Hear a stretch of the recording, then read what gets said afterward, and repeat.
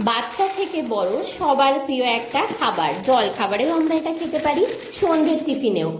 আমি প্রথমে মুড়ি, খই আর আগে থেকে ধুয়ে রাখা চিড়ে, একটু আম, কলা, কাজু কিশমিশ, আমন্ড আর চিনি দিয়ে খুব সুন্দর করে একটা মিক্সচার বানিয়ে নিয়েছি। তারপরে রুম টেম্পারেচারে থাকা জাল দেওয়া দুধ এই মিক্সচারটার মধ্যে দিয়ে ভালো করে মিক্স করে নেব।